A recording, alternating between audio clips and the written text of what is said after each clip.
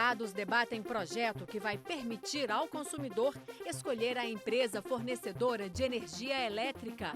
Há 2 anos em vigor, a reforma trabalhista recebe críticas na Comissão de Trabalho. Veja o que foi notícia nas comissões da Câmara na semana que passou.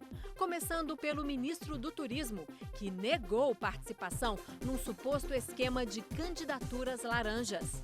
O ministro do Turismo ficou frente a frente com a deputada Alê Silva, do PSL. Marcelo Álvaro Antônio foi o presidente do partido em Minas Gerais durante a campanha de 2018. A deputada denunciou que o ministro promoveu candidaturas femininas de fachada. O objetivo seria desviar dinheiro do fundo partidário destinado a essas candidatas, que não teriam feito campanha de verdade. O ministro afirmou que a deputada fez a denúncia devido a interesses regionais. O motivo foi a disputa pela indicação do comando do PSL na região do Vale do Aço, em Minas Gerais. Marcelo Álvaro Antônio também foi eleito deputado federal por Minas. Quando foi para o ministério, a vaga dele foi assumida pelo deputado Enéas Carneiro, também do PSL e da mesma cidade da deputada Alê Silva.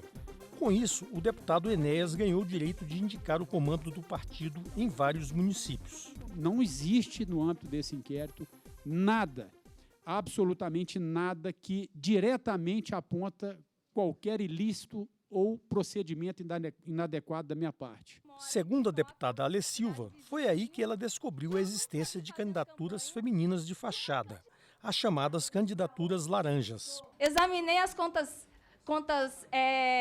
prestações de contas e assustei com os valores expressivos do fundo partidário feminino que foi passado para essas mulheres e com um ínfimo de voto e ciente que elas não fizeram campanha. O clima esquentou quando a deputada Alê Silva disse que o ministro fez ameaças de morte se ela insistisse na denúncia. Encurralado? O que ele fez? Falem para a Alê parar com tudo isso, senão eu acabo com a vida dela. O senhor falou isso. Eu nunca ameacei ninguém de morte. Ela apresentou, né, uma denúncia que eu ameacei de morte, ainda mais uma pessoa que, para mim, já deve estar chegando aí na terceira idade, pelo menos no aspecto, uma pessoa mais velha. 2 propostas que modificam a forma de cobrança e arrecadação de impostos no Brasil já estão em tramitação no Legislativo. Uma na Câmara, outra no Senado. O secretário da Receita Federal, José Tostes, disse que a proposta de reforma tributária do governo vai aproveitar o que há de melhor nas 2 ideias. A promessa do Executivo é enviar o projeto de reforma tributária até o fim do ano. E pelo que foi divulgado até agora, a ideia é unificar pelo menos 2 tributos federais, o PIS e a COFINS. É muito tímida, porque ela abarca apenas 2 tributos sobre o consumo. É necessário que nós enfrentemos e eliminemos pelo menos 5 tributos. Nós optamos por fazer uma proposta e aí sim, de bastante simplificação e racionalização com referência ao PIS, à COFINS e ao IPI, que são a parte que cabe ao governo federal nessa estrutura sobre o consumo. O deputado Mauro Benevides Filho argumentou que a reforma tributária do governo precisa focar em 2 questões urgentes: diminuir os incentivos fiscais e acabar com o Refis, que são aqueles programas de refinanciamento da dívida tributária de empresas com descontos de juros e multas. De 2000 a 2017, secretário Tostes, a União fez 31 programas de refis. Desses 31 programas de refis, o que ela abriu mão, não é a arrecadação total, 10 bilhões, ela abriu mão de 838 bilhões de reais. Ora, a empresa que não paga impostos ganha um prêmio e quem paga impostos é penalizado.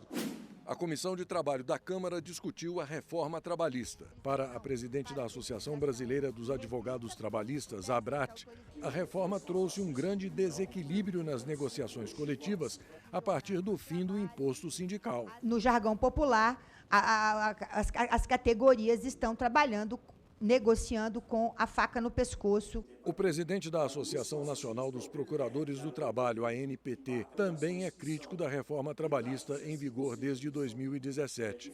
Para ele, já se passou tempo suficiente e a promessa de aumento de emprego não se concretizou. O que nós vemos é um aumento da informalidade, essa taxa de ocupação sendo puxada pelo aumento da informalidade. A carteira verde e amarela, ela vai permitir que a patronal se desobrigue de suas contribuições e que o trabalhador, inclusive no desemprego, venha contribuir. Infelizmente, enquanto o país não se reerguer na economia, nós ainda vamos estar com essa criatividade, né, de buscar alternativas ao regime da CLT para a ocupação de postos de trabalho.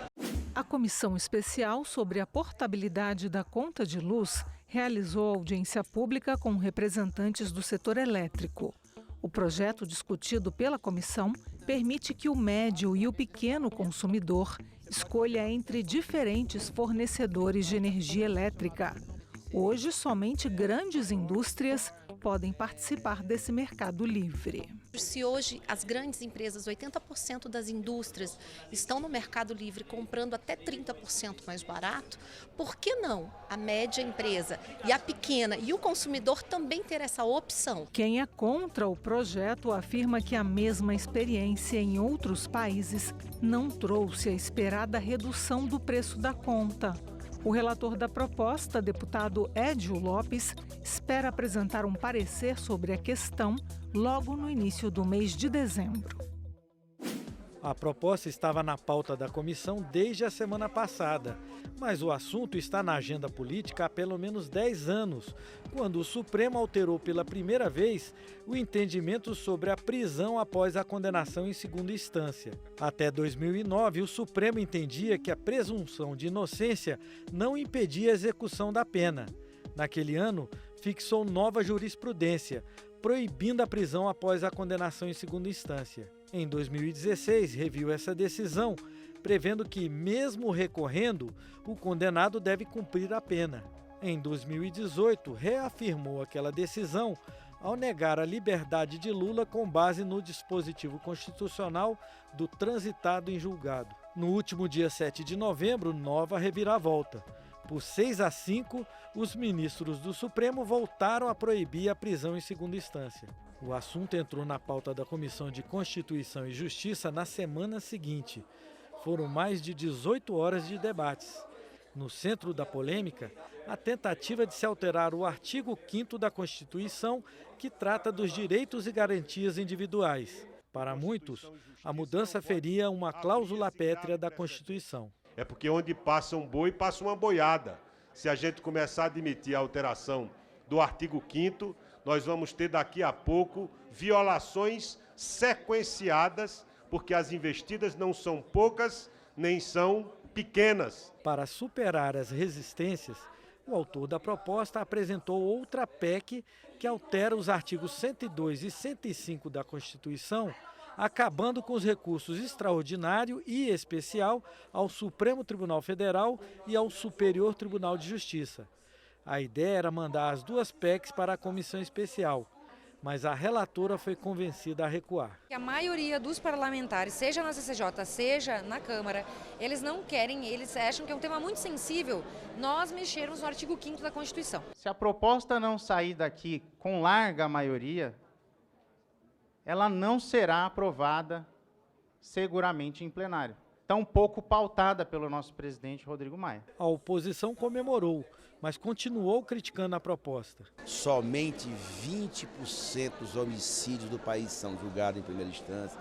Portanto, essa falácia que dizem que garantir a prisão em segunda instância vai combater a impunidade, conversa fiada. Nós estamos limitando o trânsito em julgado definitivamente para a segunda instância e fazendo com que a Suprema Corte brasileira cumpra o papel de Suprema Corte e assim no mundo inteiro, que ela apenas avalie ações revisionais